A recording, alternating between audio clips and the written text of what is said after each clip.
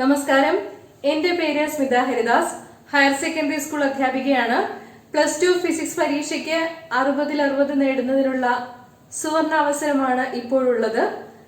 120 മാർക്കിന്റെ ചോദ്യങ്ങളിൽ നിന്ന് 60 മാർക്ക് നേടിയാൽ മതി. ഉള്ള സമയം പാഴാക്കരുത്. 4 മാർക്കിന്റെയും 5 മാർക്കിന്റെയും ചോദ്യോത്തരങ്ങൾ ആദ്യം എഴുതുക എന്നത് നല്ലൊരു രീതിയാണ്. വാരി വലിച്ചെഴുതരുത്. ഇക്വേഷൻസ്, ഡെഫിനിഷൻസ്, ഡയഗ്രാംസ് എല്ലാം വാല്യൂ പോയിന്റ്സിന് പ്രധാനമാണ്. അവ പ്രത്യേകം ശ്രദ്ധിക്കുക. നിങ്ങൾക്ക് എന്തെങ്കിലും ടോപ്പിക്സ് പ്രത്യേകമായി പറഞ്ഞു തരണമെങ്കിൽ കമന്റ് ബോക്സിൽ ചോദിക്കുക. ഈ ക്ലാസ് കാണുന്ന എല്ലാവരും കമന്റ് ബോക്സിൽ അഭിപ്രായങ്ങൾ എഴുതണം. എല്ലാവർക്കും ശുഭാശംസകൾ. എല്ലാവർക്കും എല്ലാ വിഷയങ്ങൾക്കും ഫുൾ മാർക്ക് ലഭിക്കട്ടെ. ഇനി ഇന്നത്തെ ക്ലാസ്സിലേക്ക് 2 ഇമ്പോർട്ടന്റ് എസ്സേസ് വിശദമായി പറഞ്ഞു തരാം. 5 മാർക്കിന്റെ 2 ചോദ്യങ്ങൾ. പ്രിസം, സ്ഫെറിക്കൽ ഷെൽ എന്നിവയാണവ. Derive the expression for the refractive index of the material of the prism. പരീക്ഷയ്ക്ക് വരുമെന്ന് 100% ഉറപ്പാണ്. 5 മാർക്കിനോ 4 മാർക്കിനോ 3 മാർക്കിനോ എങ്ങനെ വേണമെങ്കിലും പ്രിസത്തിൽ നിന്നുള്ള ചോദ്യങ്ങൾ ചോദിക്കാം. അതിൽ നിന്നുള്ള പ്രോബ്ലംസും ചോദിക്കാറുണ്ട്. പ്രിസം പ്രോബ്ലംസ് ചെയ്തതിന്റെ ക്ലാസ് ലിങ്ക് ഡിസ്ക്രിപ്ഷൻ ബോക്സിൽ കൊടുക്കുന്നുണ്ട്. ആ ക്ലാസ് ഒന്ന് കാണണം. അടുത്ത എസ്സേ ഗോസസ് തിയറത്തിന്റെ ആപ്ലിക്കേഷൻ ആണ്. സിമെട്രിക് ചാർജ് ഡിസ്ട്രിബ്യൂഷൻ കാരണമുള്ള ഇലക്ട്രിക് ഫീൽഡ് ഡെൻസിറ്റി കാണാനാണ് ഗോസസ് തിയറം അപ്ലൈ ചെയ്യുന്നതെന്ന് നമുക്കറിയാം. Line charge, plane sheet of charge, charged spherical shell എന്നീ 3 ആപ്ലിക്കേഷനുകൾ നന്നായി പഠിക്കുക. ലിങ്ക് ഡിസ്ക്രിപ്ഷൻ ബോക്സിലുണ്ട്. Yes students, you are the best, you are the luckiest, you deserve 60 out of 60. All the best. Refraction through A prism വളരെ പ്രധാനപ്പെട്ട ഒരു ടോപ്പിക്കാണ്. Derivation for the expression of the refractive index of the material of the prism n equal to sin a plus d by 2 divided by sin a by 2. ഇതാണ് ഇന്നത്തെ ക്ലാസ്സിൽ നമ്മൾ ആദ്യമായി വിശദമായി പരിശോധിക്കാൻ പോകുന്നത്. എന്താണ് ഒരു പ്രിസം എന്നാൽ? സമന്വിത പ്രകാശം അഥവാ കോമ്പോസിറ്റ് റേ ഓഫ് ലൈറ്റ്. നമ്മുടെ കാര്യത്തിൽ ധവളപ്രകാശം. ധവളപ്രകാശത്തെ അതിന്റെ ഘടകവർണ്ണങ്ങളായി വേർതിരിക്കുന്ന പ്രതിഭാസത്തിനെ പറയുന്ന പേര് ഡിസ്പേർഷൻ അഥവാ പ്രകീർണനം എന്നാണ്. പ്രകീർണനം സാധ്യമാക്കാനുള്ള ഒരു ഒപ്റ്റിക്കൽ ഡിവൈസ് ആണ് പ്രിസം എന്ന് പറയുന്നത്. ത്രികോണ പ്രിസങ്ങളാണ് സാധാരണ ഉപയോഗിക്കാറുള്ളത്. നമ്മൾ ഡിറൈവ് ചെയ്യാൻ പോകുന്ന refractive index of the material of the പ്രിസത്തില് ഇക്വിലാറ്ററൽ പ്രിസമാണ് ആദ്യം പരിഗണിക്കുന്നത്. സമഭുജ ത്രികോണം. സമഭുജ ത്രികോണം എന്ന് പറഞ്ഞാൽ ത്രികോണത്തിന്റെ 3 വശങ്ങളും തുല്യ അളവുകളിലുള്ളവയാണ്. ആംഗിൾസ് 60 ഡിഗ്രി വീതമാണ്. അങ്ങനെയുള്ള പ്രിസത്തിനെയാണ് ഇക്വിലാറ്ററൽ പ്രിസം എന്ന് പറയുന്നത്. അങ്ങനെയുള്ള ഇക്വിലാറ്ററൽ പ്രിസത്തിന്റെ ABC എന്ന പ്രിൻസിപ്പൽ സെക്ഷൻ ഇവിടെ കാണിച്ചിരിക്കുന്നത് ശ്രദ്ധിക്കുക. PQ എന്നത് ഇൻസിഡന്റ് റേ ആണ്. QR എന്നത് refracted ray through the prism ആണ്. And RS is the emergent ray ആണ്.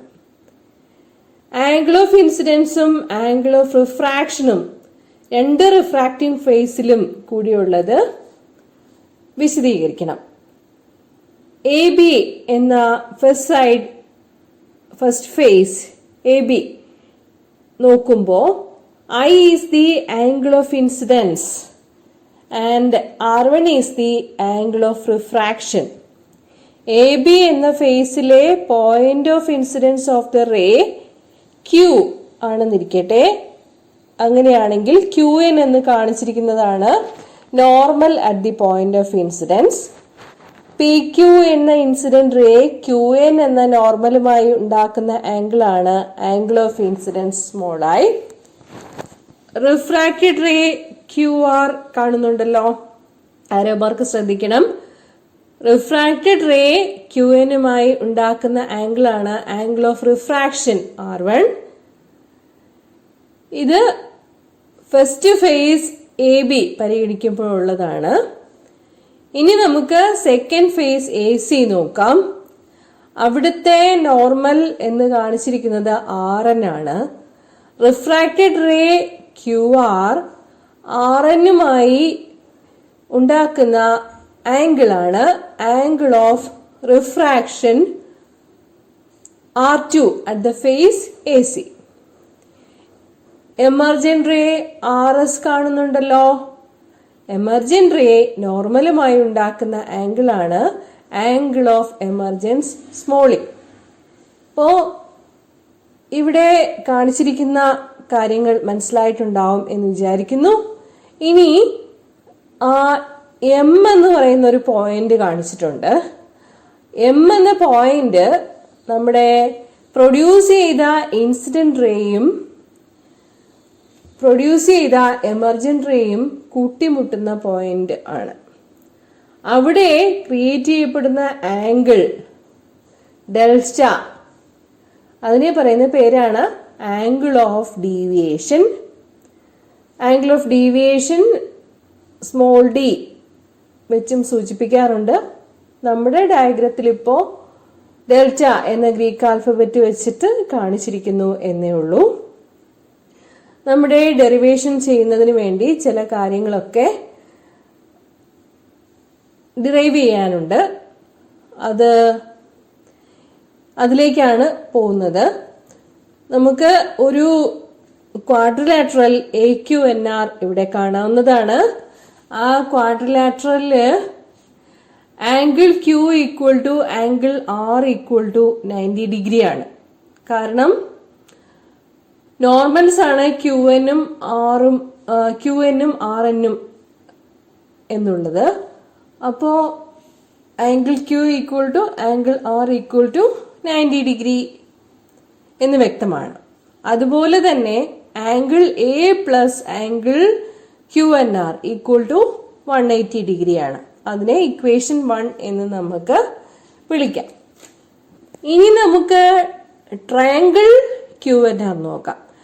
ട്രയാങ്കിൾ QNRല് R1 plus R2 plus angle QNR equal to 180 degree. അത് ഇക്വേഷൻ 2 ആയിരിക്കട്ടെ. ഇനി ഇക്വേഷൻ 1ഉം ഇക്വേഷൻ 2ഉം കമ്പയർ ചെയ്യാം. ഇക്വേഷൻ 1ഉം ഇക്വേഷൻ 2ഉം കമ്പയർ ചെയ്യുമ്പോൾ കിട്ടുന്നത് R1 plus R2 equal to angle A എന്നായിരിക്കും. ആ ഇക്വേഷൻ 3 ആയിരിക്കട്ടെ. ഓക്കെ, ഇനി നമ്മുടെ ആംഗിൾ ഓഫ് ഡീവിയേഷൻ ഉള്ള ഒരു എക്സ്പ്രഷൻ വേണം. ആംഗിൾ ഓഫ് ഡീവിയേഷൻ ഡെൽറ്റ എന്ന് കാണിച്ചിരിക്കുന്നു. ആ ആംഗിൾ ഓഫ് ഡീവിയേഷൻ ഡെൽറ്റ എന്നുള്ളത് ട്രയാങ്കിൾ QMRന്റെ എക്സ്റ്റീരിയർ ആംഗിൾ ആണ്. ട്രയാങ്കിൾ QMRന്റെ എക്സ്റ്റീരിയർ ആംഗിൾ ആണ്. അത് ട്രയാങ്കിൾ QMRന്റെ ഇന്റീരിയർ ആംഗിൾസിന്റെ തുകയായിരിക്കും. അതായത് angle MQR plus angle MRQ ആയിരിക്കും ഡെൽറ്റ എന്നുള്ളത്. Okay, what is angle MQR? Angle MQR എന്നാൽ I മൈനസ് R1 ആയിരിക്കും. നോക്കിയാൽ ക്ലിയർ ആണല്ലോ. I മൈനസ് R1 ആയിരിക്കും. അതുപോലെ ആംഗിൾ MRQ എന്നത് എന്തായിരിക്കും? MRQ എന്നത് E മൈനസ് R2 ആയിരിക്കും. അപ്പോ എക്സ്റ്റീരിയർ ആംഗിൾ ഡെൽറ്റയ്ക്ക് തുകയായി വരിക angle MQR plus angle MRQ ആയിരിക്കും. That is delta equal to I minus R1 plus E minus R2. ഇതില് മൈനസ് വരുന്നത് ഒരുമിച്ച് എഴുതാം. അതായത് delta equal to I plus E minus of R1 plus R2. എന്തിനാണ് ഈ R1 പ്ലസ് R2നെ ഒരുമിച്ച് എഴുതിയത്? അത് നമ്മുടെ ഇക്വേഷൻ 3 പ്രകാരം ആംഗിൾ എ ആണ്. സോ ആംഗിൾ ഓഫ് ഡീവിയേഷന്റെ എക്സ്പ്രഷൻ നമുക്ക് കിട്ടിക്കഴിഞ്ഞു. I plus E minus A. അത് ഇക്വേഷൻ 4 ആയിരിക്കട്ടെ. അപ്പോ നമ്മുടെ 4 പ്രധാനപ്പെട്ട ഇക്വേഷനുകൾ എഴുതിയത് R1 plus R2 equal to A എന്ന് പ്രൂവ് ചെയ്യുന്നതിന് വേണ്ടിയും ഡെൽറ്റ ഈക്വൽ ടു അല്ലെങ്കിൽ angle of deviation equal to I plus E minus A എന്ന് കാണുന്നതിന് വേണ്ടിയിട്ടുമാണ്. ഓക്കെ, ഇക്വേഷൻ എ അതായത് സ്നെൽസ് ലോ പ്രത്യേകം ശ്രദ്ധിക്കുക. പ്രിസത്തിന്റെ കാര്യത്തിൽ എയറിൽ നിന്ന് ഗ്ലാസിലേക്കുള്ള AB എന്ന ഫേസിലെ റിഫ്രാക്ഷൻ പരിഗണിക്കുമ്പോൾ N1 is the refractive index of air, അതിന്റെ വാല്യൂ 1 ആണ്. And N2 is the refractive index of glass. Refractive index of the second medium with respect to the first medium, N2 by N1 equal to sin I by sin R1. ഇതാണ് equation A. Equation 3 R1 plus R2 equal to A, angle of the prism. ആ ഇക്വേഷനും വളരെ important ആണ്. Equation 4ൽ angle of deviation delta equal to I plus E minus A എന്നും കാണിച്ചിട്ടുണ്ട്. ഈ 3 ഇക്വേഷനുകളാണ് ഏറ്റവും പ്രധാനമായിട്ടുള്ളത് എന്ന് പറയാം. ഫിസിക്സ് ലാബിൽ പ്രിസം എക്സ്പെരിമെന്റ് ചെയ്യുമ്പോൾ angle of incidents 30 degree, 35 degree, 40 degree, 45 degree, 50 degree, 55 degree എന്നിങ്ങനെ 5 6 വാല്യൂസിന് ചെയ്യാറുണ്ട്. ആംഗിൾ ഓഫ് ഇൻസിഡൻസ് 30 ഡിഗ്രിക്ക് കറസ്പോണ്ടിങ് ആയിട്ടുള്ള ആംഗിൾ ഓഫ് ഡീവിയേഷൻ പ്രിസം വെച്ച് നിരീക്ഷിച്ച് ആദ്യം രേഖപ്പെടുത്തും. ആംഗിൾ ഓഫ് ഇൻസിഡൻസ് കൂടുന്നതിനനുസരിച്ച് ആംഗിൾ ഓഫ് ഡീവിയേഷൻ കുറയുന്നതായി കാണാൻ സാധിക്കും. അതിന്റെ ഗ്രാഫ് വരച്ചാൽ ചിത്രത്തിൽ കാണുന്നത് പോലെ ആയിരിക്കും ഉണ്ടാവുക. ആംഗിൾ ഓഫ് ഡീവിയേഷൻ കുറഞ്ഞു കുറഞ്ഞ് ഒരു പ്രത്യേക വാല്യൂ ഓഫ് ആംഗിൾ ഓഫ് ഇൻസിഡൻസിന് എത്തുമ്പോൾ മിനിമം ആകും. അതാണ് ഇവിടെ പച്ച ഡോട്ടഡ് ലൈൻസ് ഉപയോഗിച്ച് കാണിച്ചിരിക്കുന്നത്. ഓക്കെ, അതിനുശേഷം ആംഗിൾ ഓഫ് ഇൻസിഡൻസ് കൂടുന്നതിനനുസരിച്ച് ആംഗിൾ ഓഫ് ഡീവിയേഷനും കൂടുന്നതായി കാണാവുന്നതാണ്. ആംഗിൾ ഓഫ് ഡീവിയേഷൻ മിനിമം ആകുമ്പോഴുള്ള വാല്യൂവിനെ പറയുന്ന പേരാണ് angle of minimum deviation DM. Capital D എന്ന് മാത്രം മിനിമം ഡീവിയേഷന് സൂചിപ്പിച്ചാലും മതിയാകും. ഇവിടെ അത് D_M എന്ന് കൊടുത്തിരിക്കുന്നു എന്ന് മാത്രമേ ഉള്ളൂ. ക്യാപിറ്റൽ D ധാരാളം മതി. നമ്മുടെ angle of minimum deviation capital ഡിയുടെ പ്രത്യേകത എന്താന്ന് വെച്ചാൽ angle of incidence is equal to angle of emergence എന്നതാണ്. ആംഗിൾ ഓഫ് ഇൻസിഡൻസും ആംഗിൾ ഓഫ് എമർജൻസും ഈക്വൽ ആകുന്ന കണ്ടീഷനിലാണ് angle of deviation angle of minimum deviation ആവുന്നത്. അതായത് I equal to E, also R1 equal to R2. അപ്പോൾ നമ്മുടെ equation 3 2R1 equal to A എന്നാകും, അല്ലെങ്കിൽ R1 equal to A/2. Mark it as equation 5. ഇനി നമ്മുടെ ഇക്വേഷൻ 4 അതായത് angle of deviation delta equal to I plus E minus A എന്നതിൽ minimum ഡീവിയേഷന്റെ condition കൊടുക്കണം. ആംഗിൾ ഓഫ് ഡീവിയേഷൻ ഡെൽറ്റ എന്നത് angle of minimum deviation D_M എന്നാകും. I equal to E ആകുമ്പോ I plus E എന്നതിന് പകരം 2I എന്ന് എഴുതാലോ. Therefore, our equation 4 becomes DM equal to 2I minus A, or 2I equal to DM plus A, or I equal to A plus DM divided by 2. Mark it as equation number 6. ഇനി നമ്മുടെ equation A അതായത് Snell's ലോയുടെ ഇക്വേഷനിലേക്ക് വരാം. അവിടെ I angle of incidents R1 angle of refraction at the first phase, ഇവയുടെ values കണ്ടുപിടിച്ചത് substitute ചെയ്ത് കൊടുക്കണം. Then n2 by n1 equal to n21 equal to sin I by sin R1 equal to sin A plus dm by 2 divided by sin A by 2. ഒരു small angled prism ആണെങ്കിൽ, angle of the prism വളരെ ചെറുതാണെങ്കിൽ sine theta approximately equal to theta ആണ്. Mathematical approximation ആണ് sine theta approximately equal to theta എന്നത്.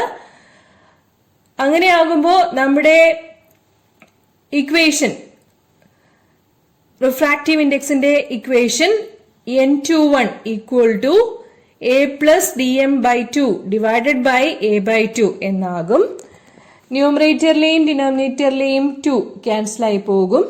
Then n21 equal to a plus dm divided by a, അല്ലെങ്കിൽ n21 into a equal to a plus dm. Cross multiply ചെയ്താൽ മതി.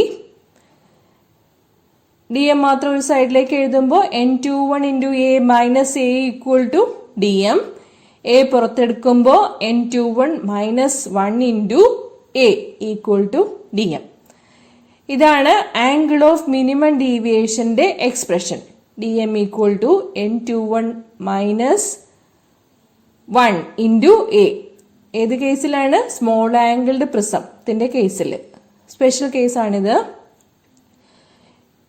നമ്മുടെ face medium എന്നത് air ആണ്. അതിന്റെ refractive index 1 ആണ്. So n1 equal to 1. അങ്ങനെയാകുമ്പോൾ n21 minus 1 into A equal to dm എന്നതിനെ സിമ്പിളായിട്ട് n1 minus 1 into n minus 1 into A equal to d എന്ന് സ്മോൾ ആംഗിൾഡ് പ്രിസത്തിന്റെ ഇക്വേഷൻ എഴുതാവുന്നതാണ്. അതുപോലെ നമ്മുടെ refractive index of the material of the prism n എന്ന് മാത്രം കൊടുത്താൽ മതിയാകും. n equal to sine A plus D by 2 divided by sine A by 2. വളരെ പ്രധാനപ്പെട്ടതാണ് ഈ ഡെറിവേഷൻ. പ്രോബ്ലത്തില് അതുപോലെ തന്നെ പ്രധാനപ്പെട്ടതാണ്. കുറെ എണ്ണം ഞാൻ വർക്കൗട്ട് ചെയ്തിട്ടുണ്ട്. ലിങ്ക് ഡിസ്ക്രിപ്ഷൻ ബോക്സിൽ കൊടുത്തിരിക്കാം. ഗോസസ് തിയറത്തിന്റെ സ്റ്റേറ്റ്മെന്റ് ഒന്ന് ഓർമ്മപ്പെടുത്തുകയാണ്. എന്താണത്? The net electric flux through a closed surface enclosing a volume is equal to 1 by epsilon 0 times the net charge within the enclosed surface. That is, electric flux phi equal to integral over the closed surface vector E dot vector delta S equal to 1 by epsilon 0 into Q. Gauss's theorem apply ചെയ്യാൻ എന്താണ് വേണ്ടത്? LHSല് electric ഫീൽഡിന്റെയും മൊത്തം surface ഏരിയയുടെയും scalar product അഥവാ dot product എടുക്കണം. ഇത് സ്റ്റേറ്റ്മെന്റ് ആയിട്ട് പറയുകയാണെങ്കിൽ integral over the closed surface vector E dot vector delta S equal to 1 by epsilon 0 into Q. അതിന്റെ LHS ആണ് പറഞ്ഞത്. അവിടെ ഇലക്ട്രിക് ഫീൽഡിന്റെയും മൊത്തം സർഫസ് ഏരിയയുടെയും സ്കെയിലർ പ്രോഡക്റ്റ് അഥവാ ഡോട്ട് പ്രോഡക്റ്റ് ആണ് എടുക്കാനുള്ളത്. RHSല് അതായത് 1 by epsilon 0 Q എന്ന് പറയുന്നതില് ടോട്ടൽ എൻക്ലോസ്ഡ് ചാർജിന്റെയും 1 by epsilon 0യുടെയും പ്രോഡക്റ്റ് എടുക്കും. ഈ LHSഉം RHSഉം രണ്ടും സൂചിപ്പിക്കുന്നത് ഇലക്ട്രിക് ഫീൽഡ് ലൈൻസിന്റെ മെഷർമെന്റ് ആയ ഇലക്ട്രിക് ഫ്ലക്സ് ഫൈനെ ആയിരിക്കും. ഓക്കെ, നമുക്ക് ചാർജ് സ്പെറിക്കൽ ഷെൽ കാരണമുള്ള ഇലക്ട്രിക് ഫീൽഡ് ഇന്റൻസിറ്റി ആണ് കണ്ടുപിടിക്കാനുള്ളത്.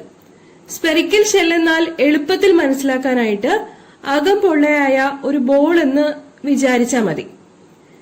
ആ ബോളിന്റെ സർഫസിൽ ചിത്രത്തിൽ കാണിച്ചിരിക്കുന്നത് പോലെ പോസിറ്റീവ് ചാർജസ് യൂണിഫോം ആയിട്ട് ഡിസ്ട്രിബ്യൂട്ട് ചെയ്യപ്പെട്ടിരിക്കുകയാണ്. ഓക്കെ, ബോളിന്റെ റേഡിയസ് ക്യാപിറ്റൽ ആർ ആണെങ്കിൽ സർഫസ് ഏരിയ 4πR² ആയിരിക്കുമെന്ന് നമുക്കറിയാലോ. യൂണിഫോം ചാർജ് ഡിസ്ട്രിബ്യൂഷൻ ആണ്. അപ്പോ സർഫസ് ചാർജ് ഡെൻസിറ്റി ഡിഫൈൻ ചെയ്യണം. Surface charge density sigma. Let sigma be the surface charge density of our thin spherical shell. Surface charge density എന്ന് പറഞ്ഞാല് charge by ഏരിയയാണ്. So sigma equal to sigma by 4πR². അങ്ങനെ വരുമ്പോൾ Q equal to 4πR² into sigma. Okay, ഈ spherical ഷെല്ലിന്റെ സെന്ററിൽ നിന്നും small R അകലത്തിൽ P എന്ന പോയിന്റിലെ ഇലക്ട്രിക് ഫീൽഡ് ഇന്റൻസിറ്റി ആണ് നമുക്ക് കണ്ടെത്താനുള്ളത്. ഓക്കെ, P എന്ന പോയിന്റ് ഉൾക്കൊള്ളുന്ന ഒരു ഗോഷ്യൻ സർഫസ് ഇമാജിൻ ചെയ്യുകയാണ് ആദ്യം വേണ്ടത്.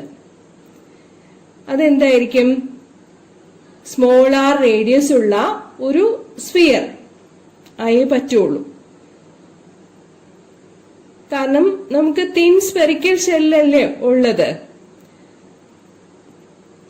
ഇവിടെ ഇലക്ട്രിക് ഫീൽഡും P എന്ന പോയിന്റിലെ ഏരിയ വെക്ടറും ഒരേ ഡിറക്ഷനിലാണ്, റേഡിയലി ഔട്ട്വേർഡ്സ് ആയിട്ടാണ് എല്ലായിടത്തും കാണുന്നത്.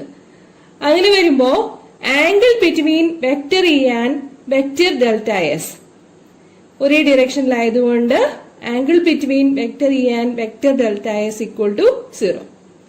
Therefore, integral vector E dot vector delta S is equal to E into integral delta S. Okay. Which is equal to E into 4πr². Now, let us apply Gauss's law. E into 4πr² equal to 1 by epsilon 0 into Q. നമ്മള് Qന്റെ value already കണ്ടിട്ടുണ്ട്. Q equal to sigma into 4πR². Okay, therefore E into 4πr² equal to sigma into 4πR² divided by epsilon 0. 4π cancel ആവും. പിന്നെന്താ ഉള്ളത്? E into small r² equal to sigma R² divided by epsilon 0. അതിൽ നിന്നും electric ഫീൽഡിന്റെ value കിട്ടും. E equal to sigma by epsilon 0 into R² divided by small r².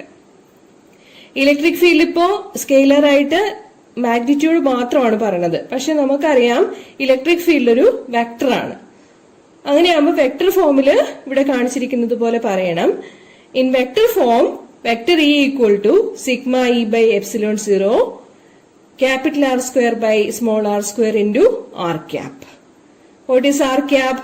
R cap is a unit vector in the direction of small r. Okay.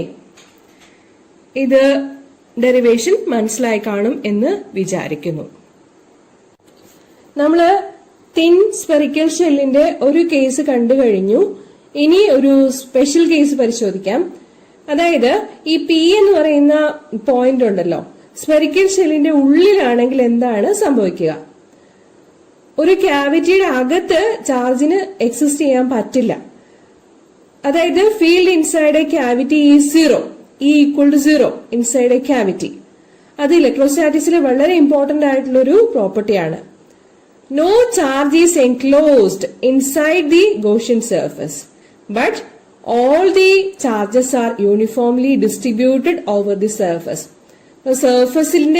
സർഫസിന് പുറത്ത് സർഫസിലാണ് ഈ charges എല്ലാം uniform ആയിട്ട് distribute ചെയ്തിരിക്കുന്നത്. Positive charges എല്ലാം uniform ആയിട്ട് distribute ചെയ്തിരിക്കുന്നത്.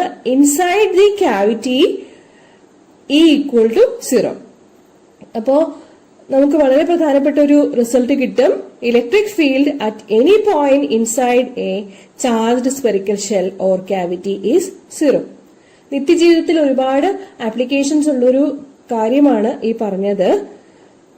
ഇടിമിന്നൽ ഉണ്ടാവുന്ന സമയത്ത് തുറസായ സ്ഥലത്ത് നിൽക്കുന്നതിനേക്കാൾ സുരക്ഷിതമാണ് ഒരു വീടിനുള്ളിലോ കാറിനുള്ളിലോ ആയിരിക്കുന്നതെന്ന് പറയുന്നതിന്റെ കാരണം ഇത് തന്നെയാണ്. E=0 inside a cavity.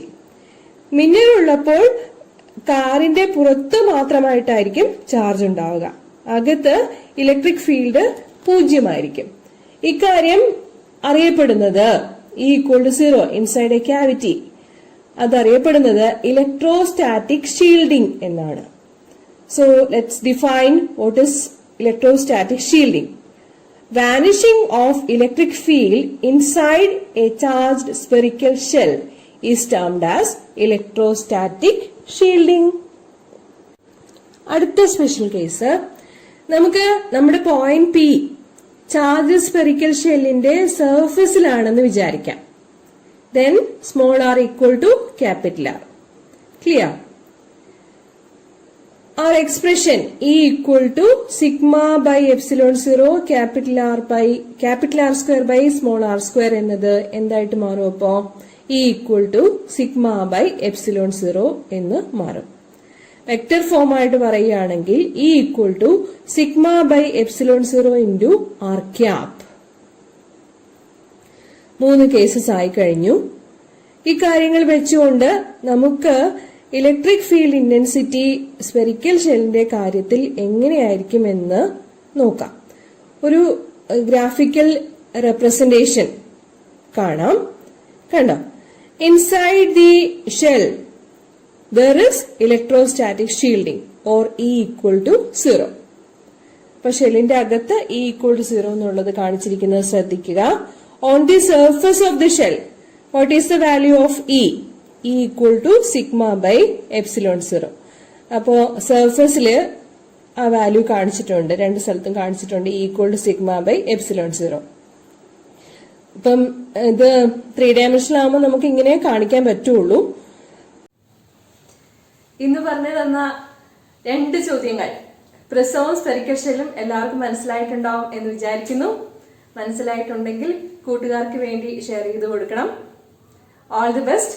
നന്ദി, നമസ്കാരം.